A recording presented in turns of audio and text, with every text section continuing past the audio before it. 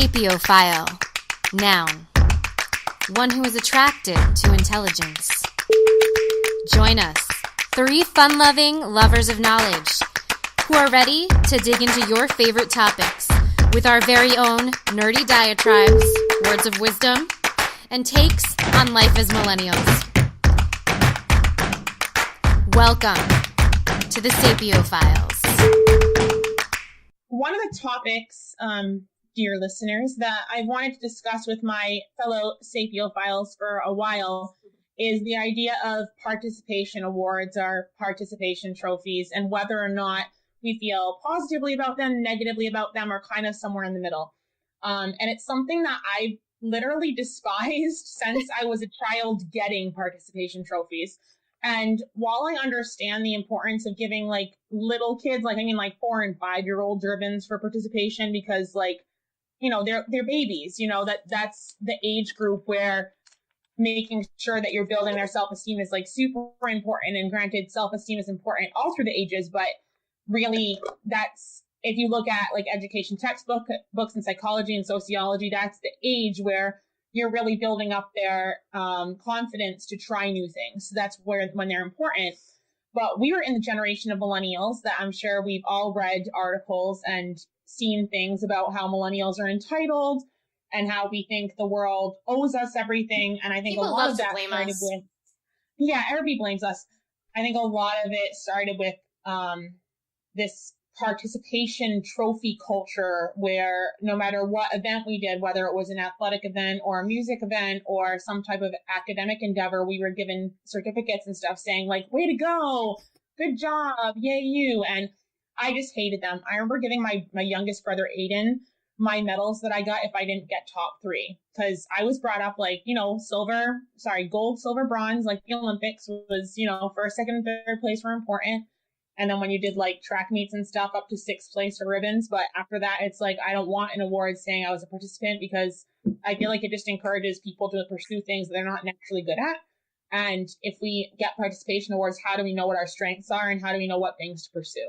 So that's my opener for that. I just think that it does more harm than good after a certain age. Also, we should say Marissa's back. Yes, hi. Marissa's been gone for a while, but she's back, and that's exciting. We're really excited to have her back. I'm very happy to be back. JoJo's here. JoJo, who you met a while ago in the mental health episode. So she's with us today, and she might add some thoughts. So, yay, everybody's back. Yes. Yay.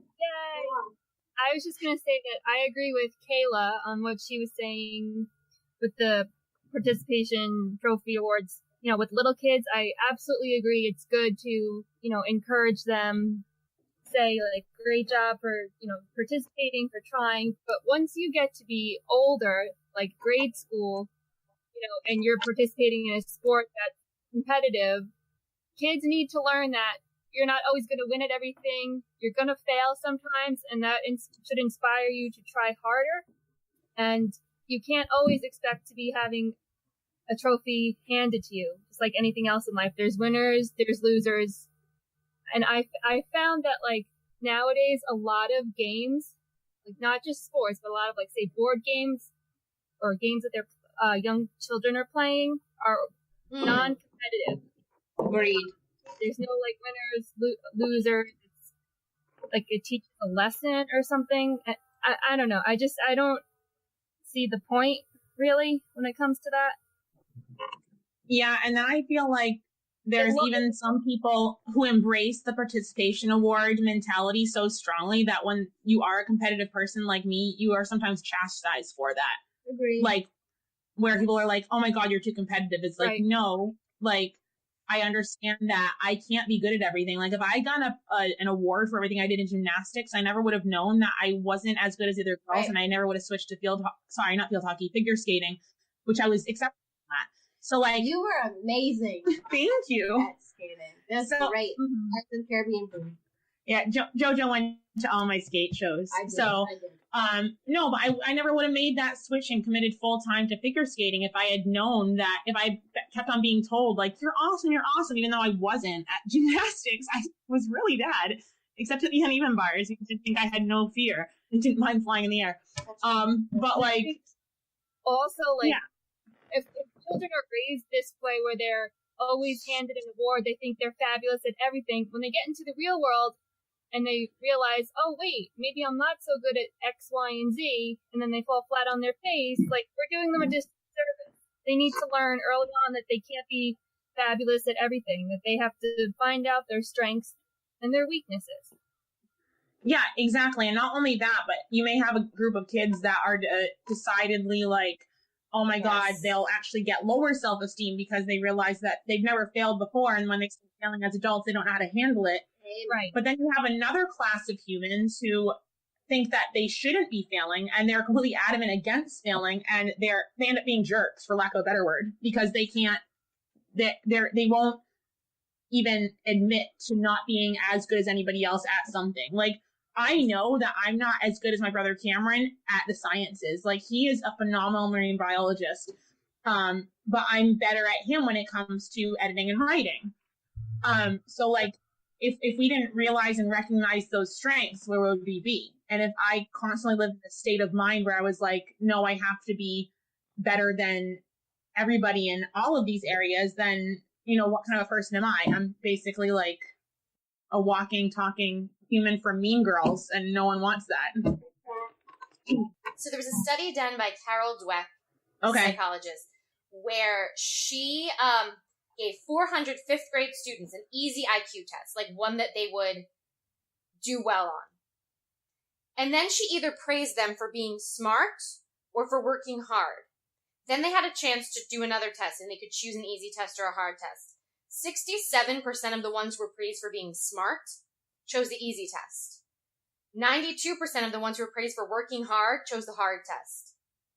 So it's a question of, is it status preservation, what this does to kids? Because if you're getting a participation trophy saying you're the best, your emotional ability to deal with not winning goes way down.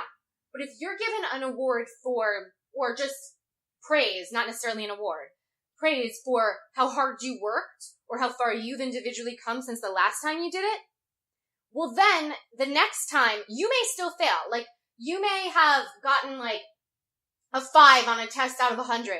But if the next time you got 10, you still fail, but you got encouragement for you went up twice as much. So if that's what your identity is, your self-identity is someone who works hard and consistently improves, you see that as a win, even though no one gave you a participation trophy for it, versus like seeing it as a loss. And it's the idea that it's a basic supply and demand kind of issue. When everybody has a trophy, the trophies become meaningless. So not only do the kids who are not actually the winners feel like they're winners, like everybody has one, so they don't feel like they're winners. The actual winners don't value winning. So it actually discourages people who are good at things. Right. Because there's nothing about that. Yeah. And that's what I always hated about it. Because I remember we had a race in town when Joanna and I were kids, actually. It was one of those fun runs for summer solstice. Oh, I hated those. And it was like a 1.5 mile run. And I had worked so hard to get a certain time for my mile. And I got 4th place and someone gave me a medal, and I was so irritated because like I was the first girl to come in, but I knew that there were 3 boys that beat me, and if they wanted to do a whole group, then I shouldn't get a medal. And I remember the person with the medals fighting with me over the fact that, like, why don't you just take your medal and be happy? And I was like, because I understand that this medal isn't deserved. Like, if you're doing gender brackets, then give me a medal. I won 1st place. But if you're doing us all as a group, then I don't want a medal because I didn't earn it. And I'd rather have 4th place and no medal, knowing that I did my best and I got my personal best time, than 4th place and a medal that isn't really my medal. Like, if I got the same medal as the same person that got 101st place, why do I want that? I don't. It's kind of meaningless. Exactly. It's what Chelsea was saying. It makes everything else meaningless. And it's basically like society's way of Harrison Bergeroning all of us. I love that reference. Excellent. If you don't know Harrison Bergeron, it's a short story by Kurt Vonnegut about a dystopian future, and you should read it. It's really short and amazing. So, one of the other studies I read talked about attaching superlatives. Instead of just having a participation trophy, attaching superlatives to the different awards. If you feel the need to reward kids for an effort, attaching superlatives to this. And I remember that being something that they did when I was in high school, actually, for, I think it was for cheerleading. We had, instead of just getting awards, there were superlatives attached to them, which I thought was more meaningful. Because instead of like, here's a trophy, you completed the season, it was like, this is a trophy for the person who gains the most flexibility. This is the trophy for the most, like the best team player, like you would do any particular position or whatever. This is the trophy for the person who had the most, I don't know, like different, I forget what they were in cheerleading. I remember mine was team player, because I was like, do you want me to fly in this stunt? You want me to base in this stunt? Whatever. Just show me where you want me to be. Mm-hmm. But I remember that one. And I don't remember the other years when they didn't do anything, because it's just like, okay, here you go. It's meaningless. But the coach actually picked something for each person. And I thought that was more meaningful. So what are your thoughts about that? Attaching superlatives to awards. If you feel the need to award somebody, awarding somebody for like, you've gotten like 50% better than you were last time, instead of like you won. Here's your award for like this effort. I would say that I like those better if everyone is going to get one and they're tailoring each award specifically to a person. So in other words, there's no duplicates. Right. Like you won't get the same award as somebody else, and they're not just generic. Like it's meaningful, and it's true and it's accurate. It's not like, oh, well, let's just give Chelsea team spirit because all the other ones are taken up. It's like, no, we're going to give her one that really deserves. I remember, because that one I remember, and that was when I was in high school, and it was like they explained why. Like they did a speech about each person. Right. I agree with that. I think it's fabulous, and I think that's a confidence booster, and I think it's a great way to recognize hard work. Totally. Now, let me ask you guys this. Now, in your high school yearbooks, did they do superlatives then? But like, things like who's most popular, most school spirit, all that crap.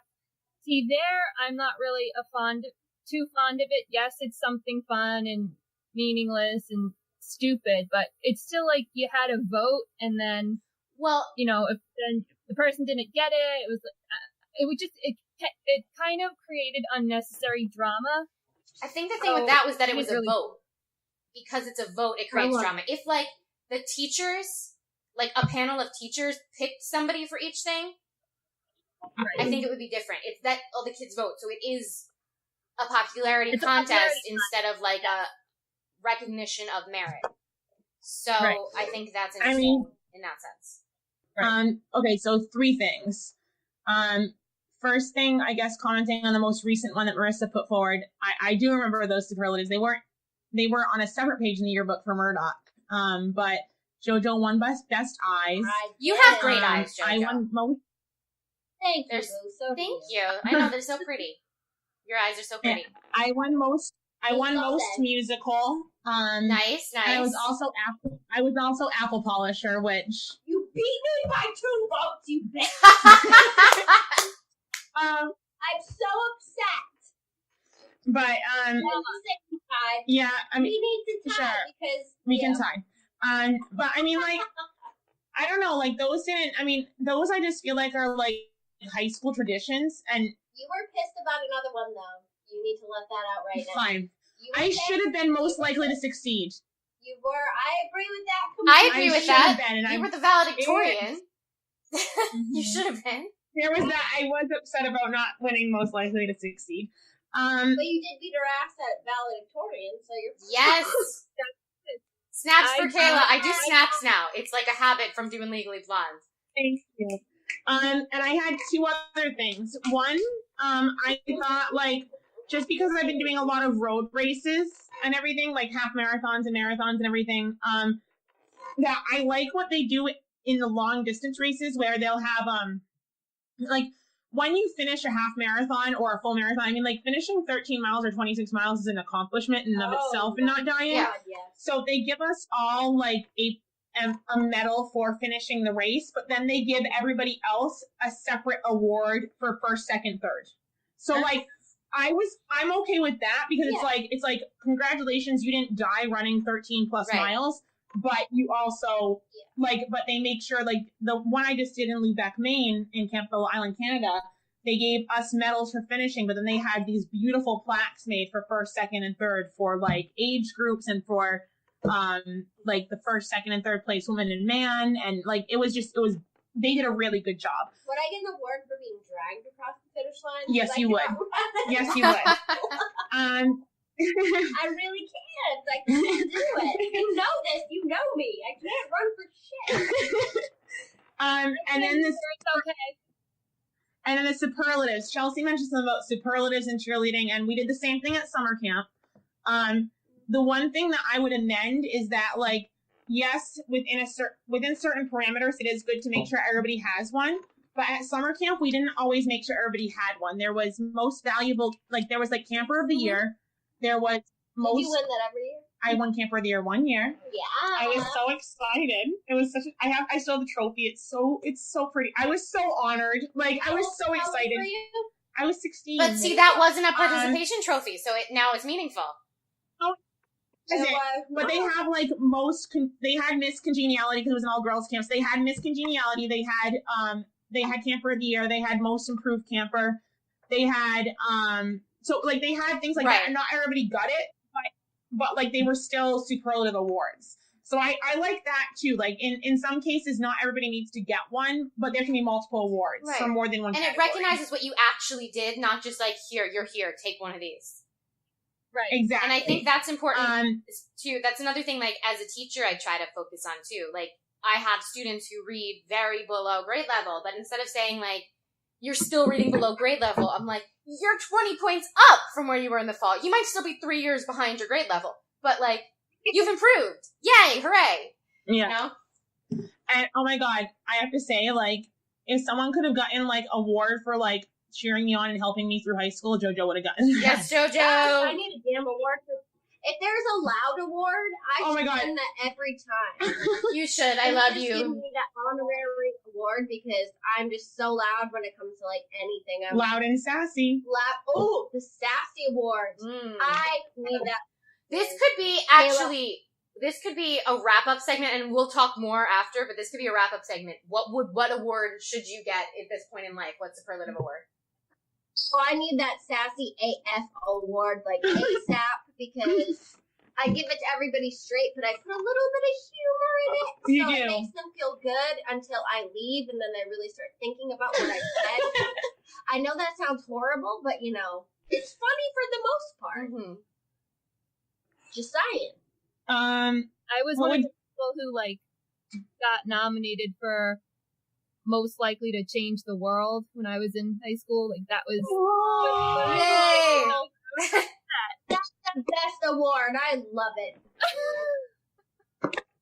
I love it. Said this girl who I really didn't like. Everybody coming to visit us. Let's do a girls' night, for yes, favor. Please. Yeah. What, Marissa, what award would you give yourself now? Okay. I feel like that might require a bit of thought. Yeah, I know. I'm thinking, and I'm like, ooh. We could do ones for each other. Oh, that might be better. That's easier. That's easier. Yes, and girl. less things. Okay. Easier.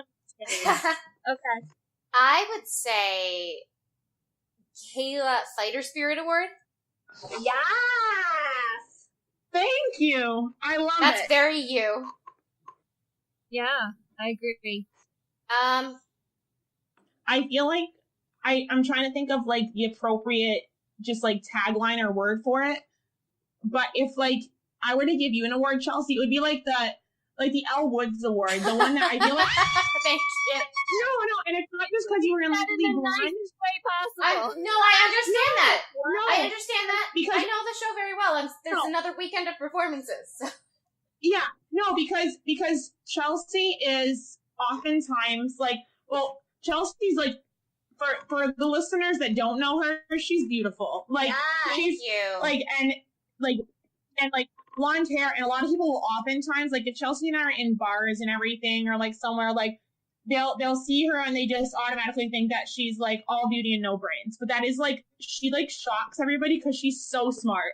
And that's why I think that she should get the Elle Woods Award, because she's actually this like awesome like human being that is like brains and like everything total package. And like when that hits everybody, they're like, oh, we were such idiots. And that's what your award should be. Thanks. That's so nice. You're welcome. I think, Chelsea, I think you should get the Spirit Award because you're always so positive. Oh, thank you. Especially when other people are going through some shitty situations. Pardon my language. No, that's okay. Yeah. And maybe like, I would also say like, me a lot. most friendly because you're very like bubbly and sweet to everybody. Oh, wow, you guys are so nice. Oh, my God. I love you guys. Well, thank you. Yeah, all right, so other awards for you guys. Well, you gave me mine. Yeah, well, for you, I would say Fighter Spirit Award because you, like, never give up. And you work so hard at everything. And Or like the Katniss Everdeen Katniss Award. Everdeen Award. Okay, let's attach fictional characters to the awards. I love it. Okay, Katniss Everdeen.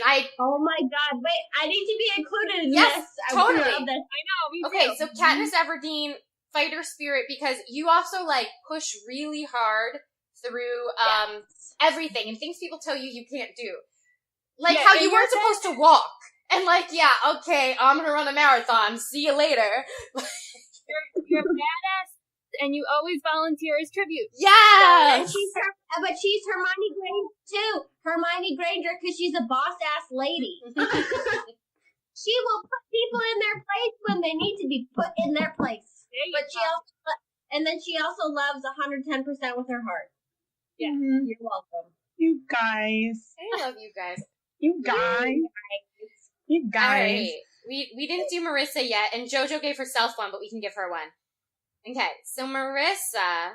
I'm trying to think of a fictional character now, but Marissa seems like a very, like, she fights for what she believes in and everything, but in, like, a really intellectual way. So, like, I'm thinking, like, Jo March, Anne of Green Gables. Ooh, yes, the Jo March Award, yes! Jo March is so intellectual, and she fights for those that she believes in. And she's a boss. But she uses her intellect as her greatest weapon. And I feel like, Marissa, you're just so smart, and you have so much knowledge about not just your realm, which is of course like, you know, politics and everything, but just like general life knowledge and you don't ever make people feel stupid when you're telling them about it. You're just imparting knowledge. I feel like Jo March is very much like that. So and you have the biggest heart, and I love Yeah. it. Also on the Jo March thing, you're honest and you take no shit, which I love. And that's also Jo March. Yeah, I love this. It's like build each other up, like snaps for all of us. I love it. Yeah.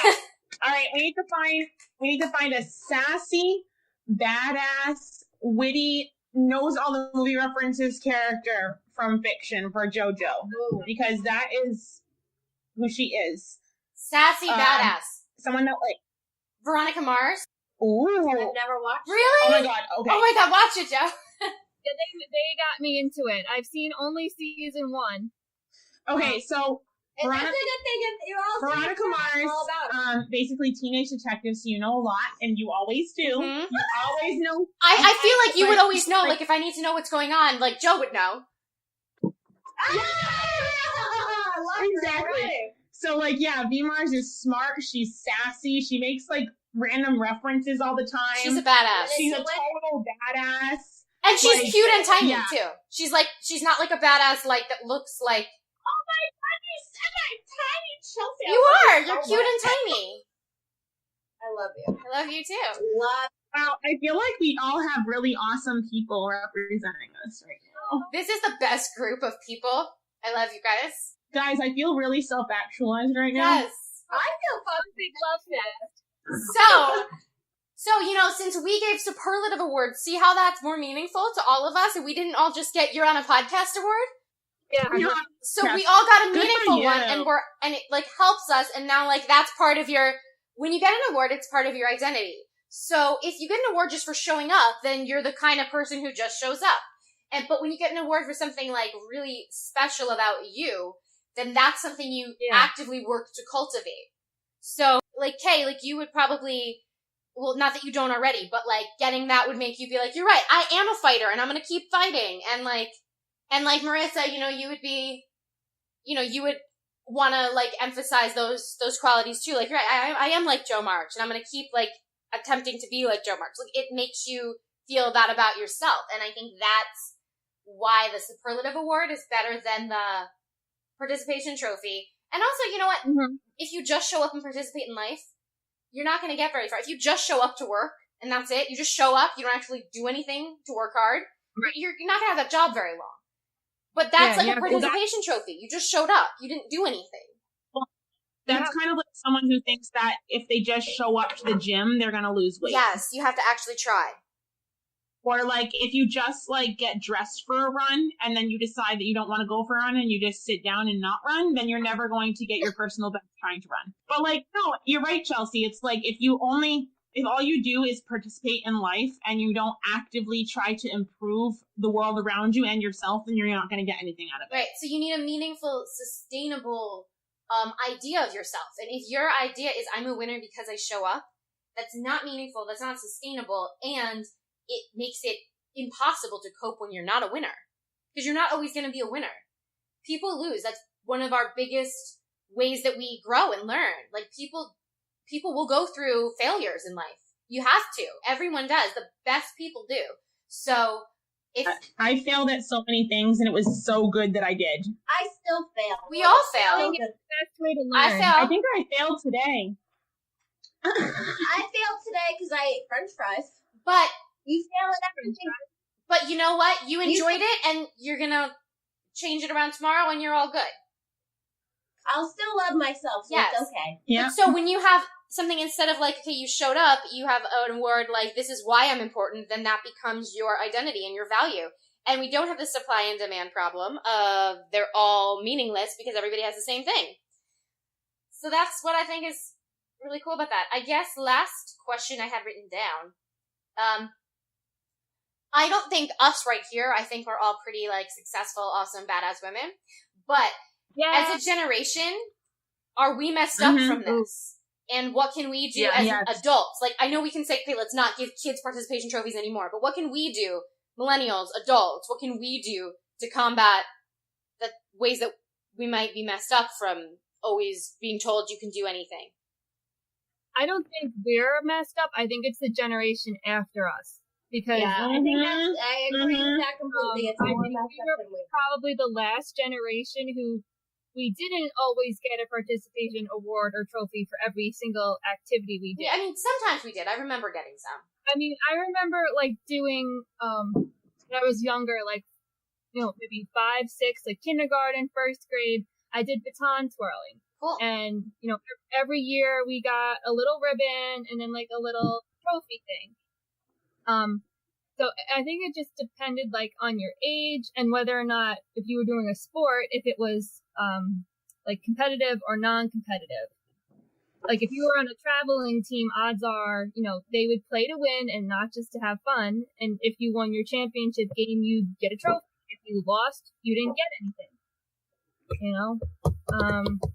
Yeah. Huh. But yeah, I think, I mean, the generation after us right now. Yeah, I mean, I would agree with Marissa in that I think that there's more of a danger in that I deserve everything mentality in the newest generation, the iGens or Generation Z. We should do a podcast, by the way, on the generations. Yes, I actually have some awesome friends who are like 20 years old now. And I'm not dissing the Zers at all, but I think that because, I mean, I'm not in a place to downplay not downplay, but like basically speak poorly of the generation below me because everybody speaks poorly about the millennials. But millennials, we are the last generation we are the last people to play outside, to do all this. Like we segued from having dial-up internet to having wireless internet. We went from having landlines to having cell phones, like old school cell phones and everything. So like, and I feel like because we didn't always have everything at our fingertips, even if we had the participation trophies and all of that, we weren't fully immersed in that like everything I want, I can get in 2 seconds. Right. Whereas now, this generation below us who had the unfortunate downfall of not only having this participation trophy culture, but also having like everything available to them. Bless you. Like they could Google something and it's right there. Whereas like I remember Joanna and I having to research stuff in the cards in the cards in the like Dewey Decimal System in those little drawers in the library. Oh yeah. So yeah. Like it's Arthur Dewey Decimal. Yeah. So I do think that, I mean, the best thing for our generation to do is, I think the only way that all of us can really prove everybody wrong is just like say I'm not like that bad, but then prove why you're not like that. Like go out and make sure that you're showing people that you're an individual who can think for themselves, who doesn't mind when they fail, and all of that.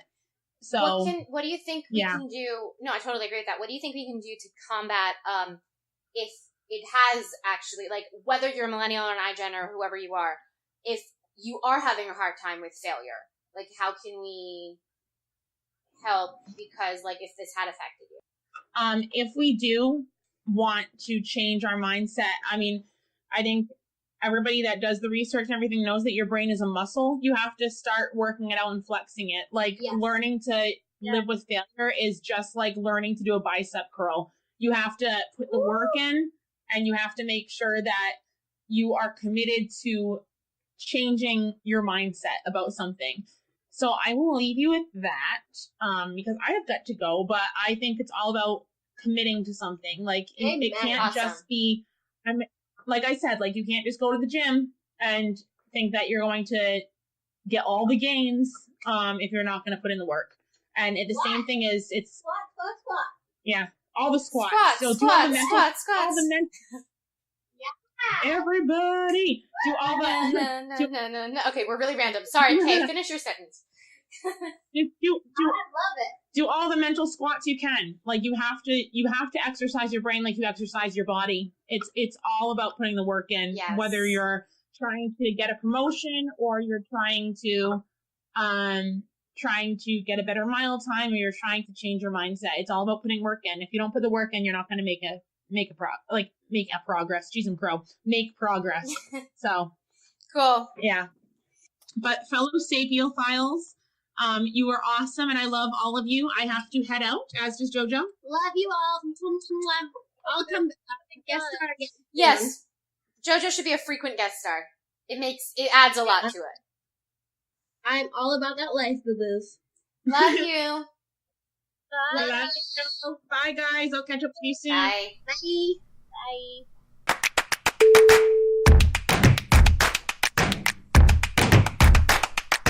Thank you for joining us this week to discuss participation trophies. Are you a winner? If you are, subscribe to our podcast, send us a message on Facebook, Instagram, or Twitter, or shoot us an email at sapiophilespodcast@gmail.com. We love to hear from you.